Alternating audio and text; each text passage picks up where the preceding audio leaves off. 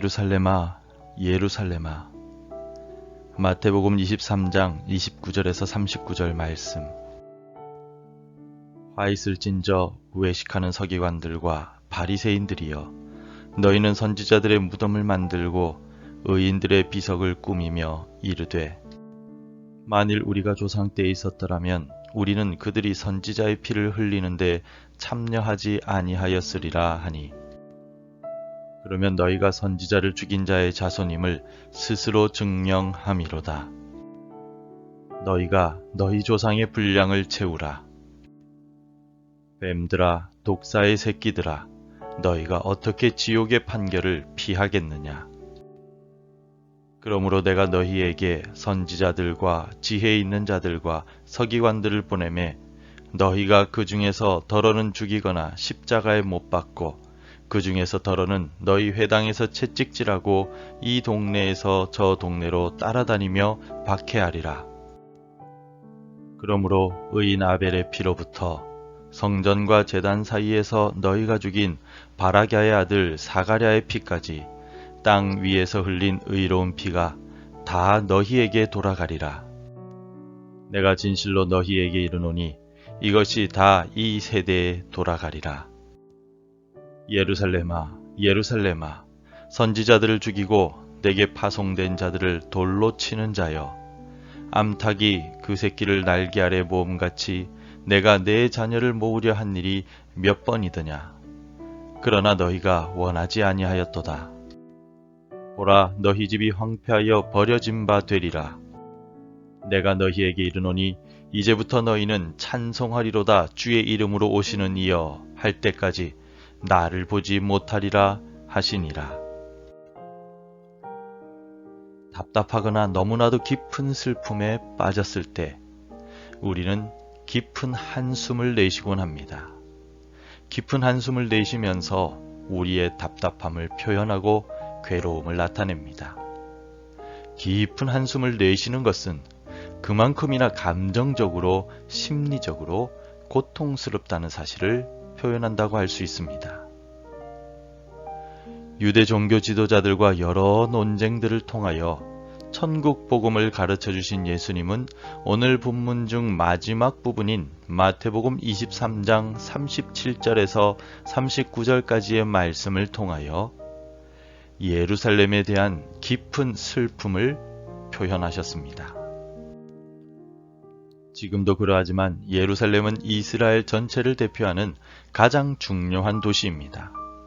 그래서 예수님께서 예루살렘을 보고 탄식하시며 슬퍼하신 것은 모든 이스라엘을 바라보시며 슬퍼하신 것과 같은 의미입니다.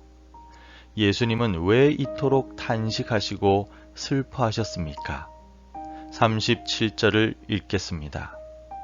예루살렘아, 예루살렘아, 선지자들을 죽이고 내게 파송된 자들을 돌로 치는 자여, 암탉이 그 새끼를 날개 아래에 모음같이 내가 내 자녀를 모으려 한 일이 몇 번이더냐. 그러나 너희가 원하지 아니하였도다. 암탉이 새끼를 날개 아래에 모음같이 라는 말은 당시에 널리 쓰이고 있는 속담과 같은 말이었습니다. 그래서 자녀에 대한 부모의 특별한 사랑과 보호 등을 나타낼 때 암탉이 새끼를 모음같이 라고 썼습니다. 즉 부모의 심정으로 하나님은 예루살렘으로 대표되는 이스라엘을 특별히 사랑하시고 보호하시려 하셨습니다. 하나님의 그 사랑과 보호의 마음을 여러 선지자들 통하여 알려주셨습니다.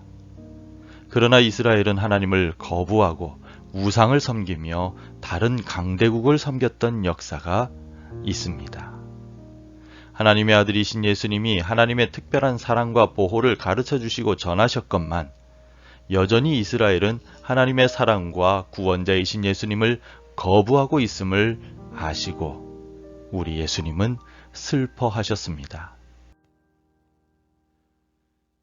또 예수님의 말씀을 듣지 않고 아집과 부패로 가득한 이스라엘은 결국 황폐하여 버려질 것이기 때문에 예수님은 슬퍼하셨습니다.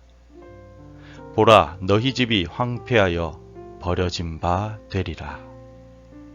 집은 외부의 비바람으로부터 우리를 보호하고 사나운 짐승이나 공격으로부터 우리를 지켜주는 소중한 공간입니다. 집에 있을 때 우리는 안전함과 편안함을 느끼게 됩니다. 그런데 그 집이 황폐하여 버려질 것이라고 예수님은 말씀하셨습니다. 이제 이스라엘은 그 어디에서도 보호를 받지 못하고 안전함을 느끼지 못하게 될 것입니다. 하나님의 사랑을 거부하고 예수님의 천국 복음을 거부한 결과 황폐와 버려짐만이 남아있을 뿐입니다. 참 생명이시며 만복의 근원이신 하나님을 버렸으니 완악한 예루살렘과 이스라엘은 당연히 영생을 잃게 되며 저주받은 도시가 될 수밖에 없습니다. 이들의 멸망을 미리 아신 예수님은 깊은 탄식과 함께 슬픔을 감추지 못하셨습니다. 암탉이 병아리를 모음같이 이스라엘을 향하여 사랑과 보호를 표현하셨던 하나님의 뜨거운 마음을 무시한 이스라엘은 결국 멸망당하여 황폐하여 버려지게 될 것입니다. 하나님을 배반한 이스라엘이지만 사랑의 예수님은 이들의 멸망을 슬퍼하셨습니다. 그렇다면 오늘 우리를 보시며 예수님이 슬퍼하시지 않도록 하기 위하여 우리는 이 새벽에 어떤 결단을 해야 할까요? 첫째로, 주님의 기쁨이 되어야 합니다. 예수님이 슬퍼하시지 않도록 하기 위해 내가 주님의 기쁨이 되어야 합니다. 사도 바울은 데살로니가 교회를 향하여 거룩함을 지키는 것이 하나님의 뜻이며 이것을 행할 때 하나님을 기쁘시게 할 수 있다라고 말했습니다. 그리고 거룩함의 핵심은 하나님을 저버리지 않고 사랑하는 것이라고 말합니다. 오늘 이 새벽에 내 마음과 생각을 조용히 돌아보면서 내 삶의 자리에서 하나님만을 사랑하며 거룩함을 지켜서 주님의 기쁨이 되기로 결단할 수 있길 바랍니다. 두 번째로, 정직하고 공의롭게 살아가야 합니다. 예루살렘의 멸망을 슬퍼했던 예레미야 선지자는 예루살렘을 향하여 지은 슬픈 노래인 예레미야 애가 3장 34절에서 36절을 통하여 약한 자를 짓밟고 억울하게 하는 것은 하나님이 기쁘게 여기시는 것이 아니다 라고 말했습니다. 다시 말해서 정직하고 공의롭게 살 때 하나님은 기뻐하신다 라고 해석해 볼 수 있습니다. 그러므로 오늘 우리는 정직하게 말을 하고 행동을 하며 살아가야 합니다. 나의 거짓된 언행으로 어려운 이들, 소외된 이들을 눈물 짓게 하는 것은 곧 하나님을 슬프시게 하는 일임을 기억합시다. 그리고 정직하고 공의로운 언행을 통하여 하나님의 기쁨이 되시기를 바랍니다. 계속해서 예수님께서 전하시는 천국 복음을 거부하는 유대 종교 지도자들과 예루살렘과 이스라엘의 백성들을 보시면서 예수님은 너무나도 슬퍼하시며 예루살렘아 예루살렘아 라고 탄식하셨습니다.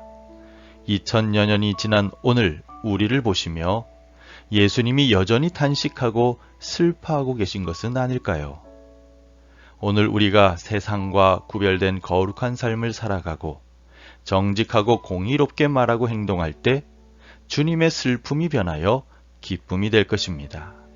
오늘도 말씀을 따라가며 거룩하고 정직한 삶을 살아감으로써 주님의 기쁨이 되시기를 바랍니다.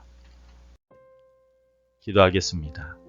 우리의 죄와 어리석음 때문에 지금도 탄식하시는 예수님, 오늘 말씀을 기억하며 거룩한 주의 백성으로 살아갈 수 있도록 우리를 도와주옵소서. 어두운 세상 속에서도 정직하고 올바른 삶을 살아감으로써 주님의 기쁨이 되게 하옵소서. 멸망을 향해 가는 이들에게 예수 그리스도의 복음을 전함으로써 그들을 구원해내는 사명을 감당하게 하옵소서. 우리 주 예수 그리스도의 이름으로 기도드립니다. 아멘. 계속해서 함께 기도해 주시기 바랍니다. 정직한 말과 행동으로 주님의 기쁨이 되게 하소서. 우리나라와 민족이 복음을 의지하여 화해하게 하소서.